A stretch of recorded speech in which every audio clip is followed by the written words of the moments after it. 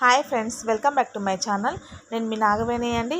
ఇక్కడ మీరు చూస్తూ ఉన్నారు కదా, ఇది వచ్చేసి 3 సంవత్సరాల పాప యొక్క బ్లౌజ్ అనమాట. ఈరోజు అయితే నేను ఈ బ్లౌజ్ అయితే స్టిచ్చింగ్ అయితే చేస్తూ ఉన్నాను. ఈ స్టిచ్చింగ్ వీడియో ఫుల్ వీడియో అయితే కనుక మీకు క్లియర్గా అయితే కనుక చూపిస్తానండి.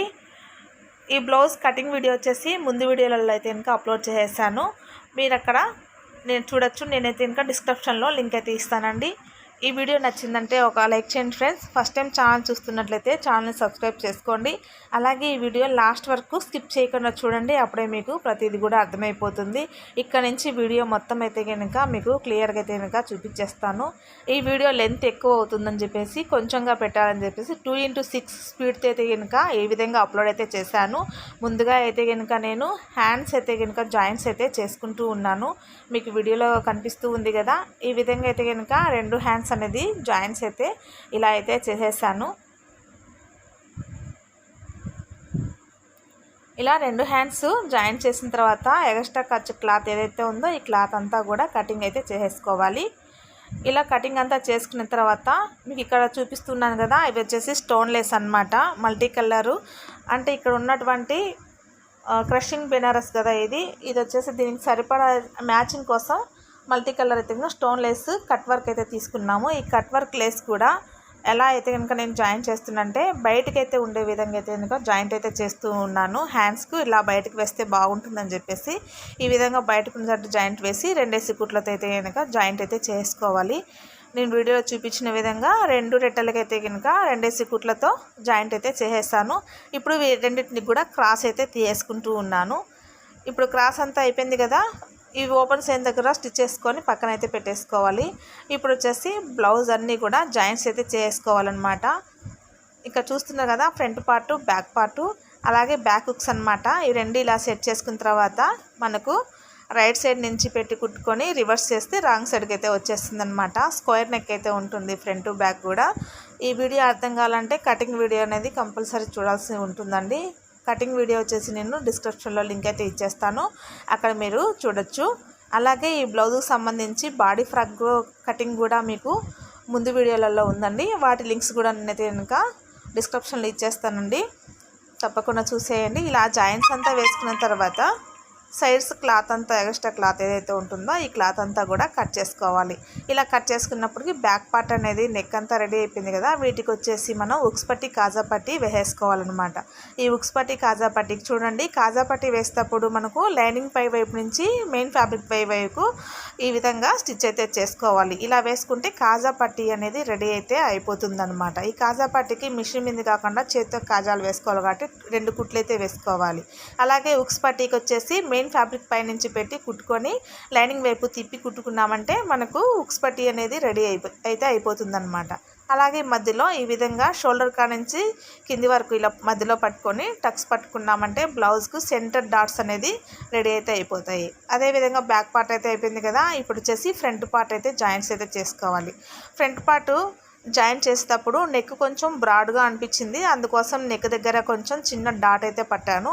ఇలా పట్టిన తర్వాత ఇది కూడా అంతే, మెయిన్ ఫ్యాబ్రిక్ మీద అంటే రైట్ సైడ్ అయితే కనుక లైనింగ్ క్లాత్ పెట్టేసి ఈ విధంగా స్క్వేర్ నెక్ స్టిచ్ చేసుకొని కట్ చేసుకొని ఈ మూలలు ఉంటాయి కదా, మూలలంతా ఖర్చులు ఈ విధంగా పెట్టుకొని రివర్స్ చేసి మళ్ళీ అయితే కనుక ఒక స్టిచ్ అయితే చేసుకోవాలన్నమాట లైనింగ్ పైన. మళ్ళీ ఇది పూర్తిగా ఫోల్డింగ్ చేసిన తర్వాత రివర్స్గా మెయిన్ ఫ్యాబ్రిక్ మీద ఇలా ఒక స్టిచ్ చేసుకుంటే నెక్ స్క్వేర్ నెక్ అనేది ఈజీగా అయితే వచ్చేస్తుంది.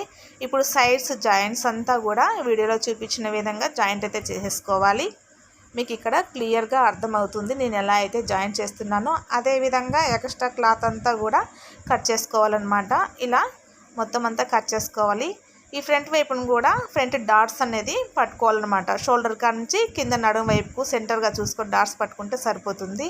ఇప్పుడు వచ్చేసి మీకు హ్యాండ్స్ వేసుకున్నటువంటి లేస్ ఏదైతే ఉందో స్టోన్ లేసు, అది కూడా ఇలా అయితే కనుక నేను నెక్కి అయితే స్టోన్ లేస్ అయితే పెడుతున్నాను. చూసారు కదా, హ్యాండ్కి అయితే బయట వైపుకి అయితే ఉండేలాగా లేస్ అయితే పెట్టాము.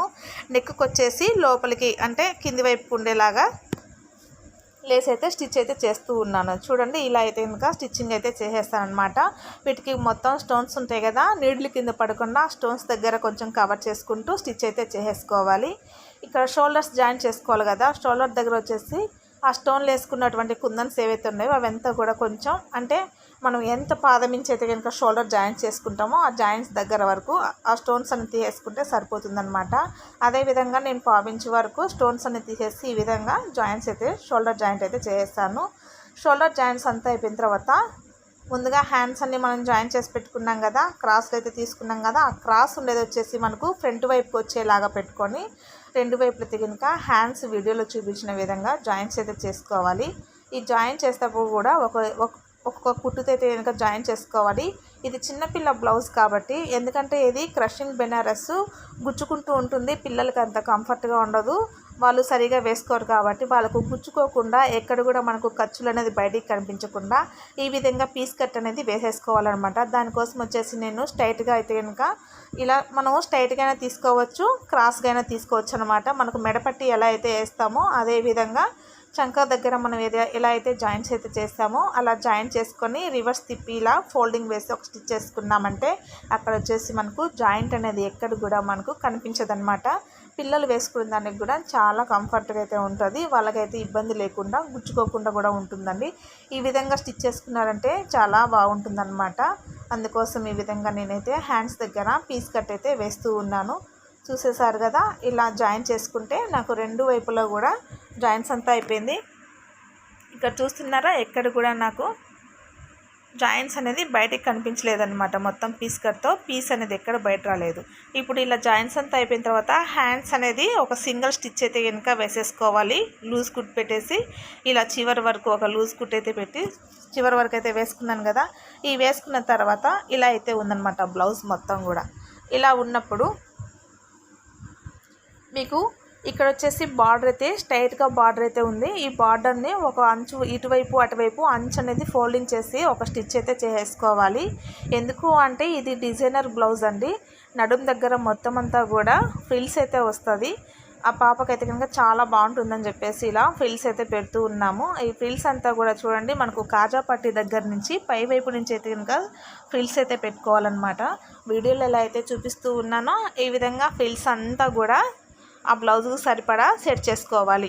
మనము అటు ఇటు ఒక దగ్గర ఎక్కువ ఒక దగ్గర తక్కువ పెట్టుకున్నామంటే బ్లౌజ్కి అనేది తక్కువైతే ఫ్రిల్ అయితే వస్తుంది, లేదంటే క్లాత్ ఎక్కువ కూడా మిగిలిపోతుంది. అలా లేకుండా మనం పెట్టే ప్రతి ఫ్రిల్ కూడా సమానంగా వచ్చే విధంగా చూసుకొని ఫ్రిల్స్ అయితే పెట్టుకోవచ్చు అనమాట. దీనికి పడిన క్లాత్ వచ్చేసి 2.5 మీటర్ అయితే తీసేసుకున్నారు. ఈ క్లాత్ ఒక కాస్ట్ వచ్చేసి మీటర్ వచ్చేసి 400 రూపీస్ పడిందంట. ఫ్రాక్ వచ్చేసి ఎంతైతే తీసుకున్నామో బ్లౌజ్ కూడా అంతే వచ్చిందనమాట. ఫ్రాక్ సైడ్ వచ్చేసి పెద్ద బార్డర్ అయితే వచ్చింది, పై వైపున అయితే చిన్న బార్డర్ వచ్చింది. ఆ పెద్ద బార్డర్ ఉండేది ఫ్రాక్ అయితే వేసేస్తాము, అంటే బాడీ లంగాకి అయితే వేసేస్తాను. ఈ చిన్న బార్డర్ ఉండేది బ్లౌజ్కి అయితే తీసుకొని ఆ చిన్న బార్డర్ని ఇలా పిన్స్ అయితే పెట్టేసి స్టిచ్ చేసుకున్నాను. వాటిని ఇలా రివర్స్ చేసేసిన తర్వాత పైన ఒక స్ట్రాంగ్ కుట్ అయితే కనుక వేసేసుకోవాలి. అలా వేసుకున్నప్పటికీ అంచు అనేది ఎక్కువగా నీలుకోకుండా కరెక్ట్గా అయితే కనుక మనం ఎక్కడైతే స్టిచ్ చేస్తామో దాని వెంబడైతే కనుక ఉండిపోతుంది అనమాట.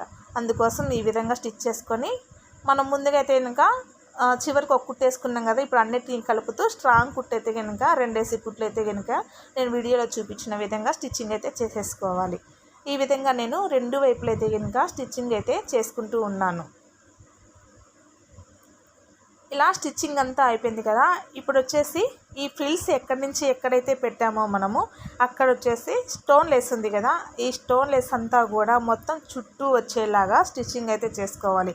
ఇది కూడా చూడండి, మనం ఫ్రిల్స్ పెట్టేటప్పుడు కాజా పట్టి దగ్గర నుంచి పెట్టుకున్నాం కదా, అక్కడి నుంచే ఈ స్టోన్ లేస్ కూడా స్టిచ్చింగ్ అయితే చేసుకోవాలి. ఈ స్టోన్ లేస్ స్టిచ్చింగ్ చేసేదానికి నేను సింగిల్ పాదమే వాడానండి, నార్మల్ పాదమే వాడాను, సింగిల్ పాదం అనేది యూజ్ చేయలేదు. ఇది వచ్చేసి నార్మల్ పాదం మీద కూడా బాగానే వచ్చేసింది అనమాట. దానికోసం వచ్చేసి నేను సింగిల్ పాదం లేకుండా నార్మల్ పాదం మీదనే ఈ విధంగా స్టిచ్చింగ్ అయితే చేసేసాను. ఇప్పుడు చూసేసారు కదా, మొత్తం స్టోన్ లేస్ అంతా కుట్టిన తర్వాత ఫ్రిల్స్ మీద బ్లౌజ్ అయితే ఇలా అయితే ఉందన్నమాట. బ్లౌజ్ వచ్చేసి చాలా సూపర్గా అయితే ఉందండి, అసలు చాలా బాగుంది. బ్లౌజ్ వచ్చేసి చూడడానికి కూడా డిజైనర్ అయితే కనుక చాలా నచ్చిందనమాట. మీకు ఎలా అనిపించిందో ఈ వీడియో లైక్ చేయండి, అలాగే కామెంట్ చేయండి.